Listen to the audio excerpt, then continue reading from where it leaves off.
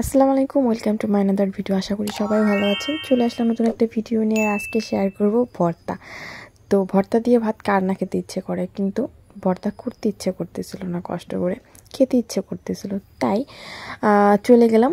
কোথায় গেলাম সেটা দেখাবো পরে। আর তার আগে দেখেন, ভর্তার সাথে কিন্তু পান ছিল, এবং সেটা সেই পান না, শাহী পান ছিল, অনেক রকমের আইটেম। তো দেখতে পাচ্ছেন, দেখে কিন্তু যারা পান নাও খায় তাদেরও খেতে ইচ্ছে করবে। যাই হোক, সব কিছু শেয়ার করবো। তাহলে চলেন আমরা বের হয়ে পড়ি। আমরা কিন্তু ভর্তাটা নিজে করব না, কারণ ভর্তা বাটতে আর করতে একটু কষ্ট, আর এত আইটেমের ভর্তা এই মুহূর্তে করা সম্ভব না। তাই আমরা কি করলাম, চলে গেলাম বাইরে। বাইরে কোথায়? বাইরে হচ্ছে জিন্দাবাজার পানশিতে। আমাদের ভর্তা খেতে ইচ্ছে করলে আমরা পানশিতে চলে যাই, যদি আমরা বাসায় করতে না পারি, কারণ বাসায় এই 8-10 পদের ভর্তা একসাথে করা সম্ভব না, আর করতেও পারি না। তো সেই ক্ষেত্রে হচ্ছে গিয়ে আমরা মোটামুটি একটু 3-4 পদের বেশি ভর্তা খেতে ইচ্ছে করলে হচ্ছে চলে যাই আমরা পানশিতে। তো আজকেও সেরকম কুরবানির পরে হচ্ছে মাংস খেতে খেতে অবস্থা খারাপ হয়ে গিয়েছে, তাই চিন্তা করলাম এখন একটু ভর্তার স্বাদ নেওয়া দরকার। আর এই ভিডিওটা একটু লেট করে আপলোড করা হচ্ছে, একটু প্রবলেমের জন্য। এডিটিং করতেও বেশ খানিকটা সময় নিয়েছে, আর দ্বিতীয়ত বাংলাদেশের পরিস্থিতিটা একটু খারাপ ছিল, জানেনই। তো সেই ক্ষেত্রে হচ্ছে লেট করে আপলোড করতেছি। তো ভর্তা খাবো ঠিক আছে, তার আগে আমরা একটু আমাদের চা পাতা আনতে যাবো। আমরা চা পাতা হচ্ছে মহাজনপট্টি থেকে আনি, তো সেখানে যাচ্ছি। এটা হচ্ছে কালীঘাট, এটা হচ্ছে সিলেটের বড় পাইকারি বাজার। এখানে সব রকমের মশলা সব কিছুই পাওয়া যায় পাইকারি, এখান থেকেই পাইকারি সেল হয়। তা আমরা কালীঘাট হয়ে তারপর হচ্ছে মহাজনপট্টি ঢুকবো। তো সেই ক্ষেত্রে দেখতে পাচ্ছেন, আপনাদের সামান্য পরিমাণ দেখানোর চেষ্টা করতেছি যে কালীঘাটে কী পরিমাণ মাল জিনিস থাকে এবং কতটা ভিড় থাকে। এখন তো ভিড় নাই, অনেকটা টাইম বসে থাকতে হয় এখানে জ্যামে কালীঘাটে। তো যাই হোক, আজকে জ্যাম কম ছিল, আমাদেরও কপাল ভালো ছিল। তো সেই ক্ষেত্রে আমরাও হচ্ছে ওরকমটা কষ্ট করতে হয়নি, লং টাইম বসতে হয় নাই। তো আমরা হচ্ছে এই যে প্রায় মহাজনপট্টিতে ঢুকতেছি আমরা এখান থেকে। তো আমি শাশুড়িকে বসায় রাখছি সিএনজিতে, বললাম যে আমি গিয়ে নিয়ে আসি।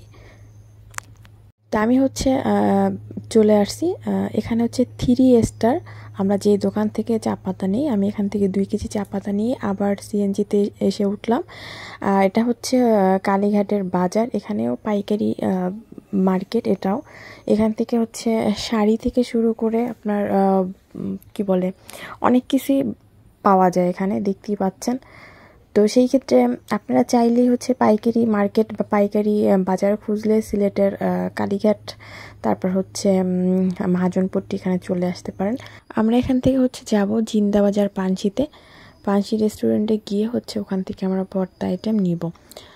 তো দেখতে থাকেন আপনারা, আর হচ্ছে আমি যেতে থাকি। এই যে দেখতে পাচ্ছেন রাজবাড়ির পরেই কিন্তু পানশি, আমরা যে চলে এসেছি পানশিতে।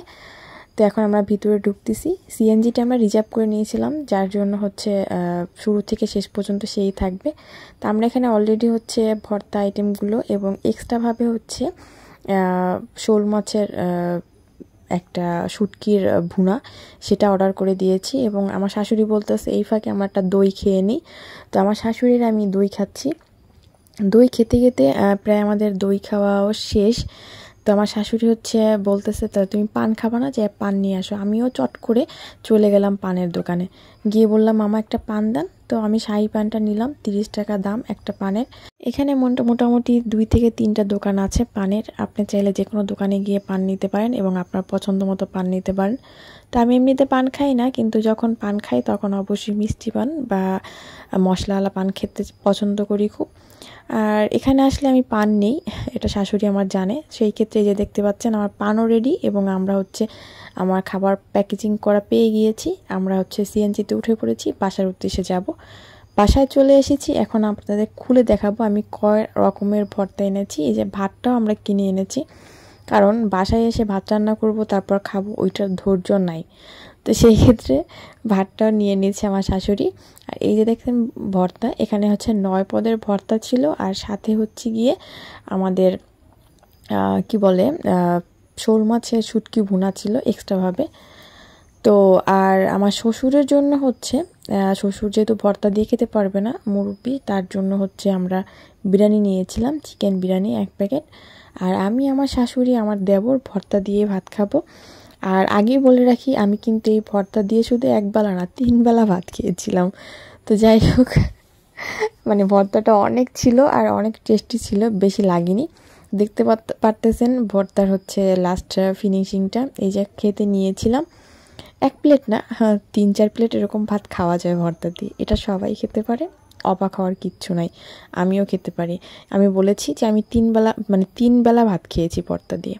আমার মতো আপনারা ভর্তা প্রেমী কিনা সেটা জানাবেন। আপনারা কি 3 বেলা ভাত খেতে পারবেন শুধু ভর্তা দিয়ে, সেটাও জানাবেন। না 1 বেলায় খেয়ে তৃপ্তি মিটে যাবে। তো আজ এই পর্যন্তই। সবাই ভালো থাকবেন, সুস্থ থাকবেন, আমার সাথেই থাকবেন। আল্লাহ হাফেজ।